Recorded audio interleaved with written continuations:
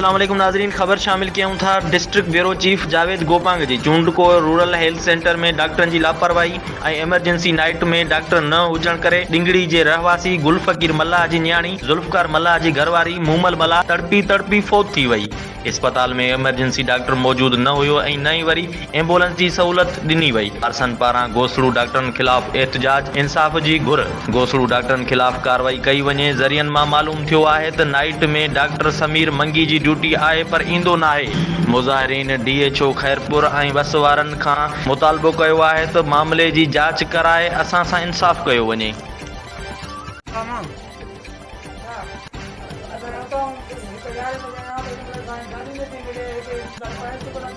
इलाज थियो इलाज न थियो न को डॉक्टर न ॻाल्हि न पंधु को सॾ में अपना जेको भाई अस्पताल बंदि हिकु बारो माल है चला को डॉक्टर ने कोई अपना डॉक्टर ने हेडो साल माण्हू करे अस्पताल में पहुंच गया। किथां आयो? असां नारे को आया आहियूं नाना मला जो कोटे आया आहियूं नारो साहब ई पर असां न बचियो घर समझी आ गई न भाई साहब नो से माण्हू बची वञा न खैर कोई न माण्हू बची वञा असां हेडे डॉक्टर जुल्म असां डॉक्टर ने डॉक्टर लापरवाही के अस्पताल बंदे लेना संगे पानी का बच्चों तक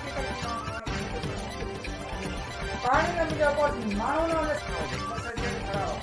जी नहीं बस खराब भाई मरीज जो न दम ॾिनो आहे छाती वञे हाणे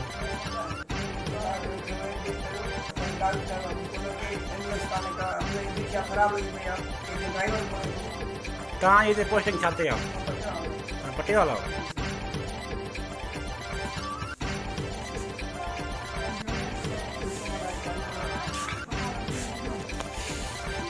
तव्हां कहिड़े टाइम आया हुआ? 11 बजे दवा हिते मिली कुझु?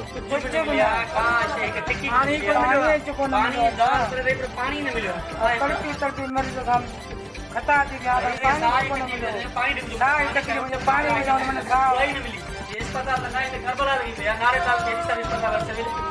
अच्छा एम्बुलेंस मिले थी?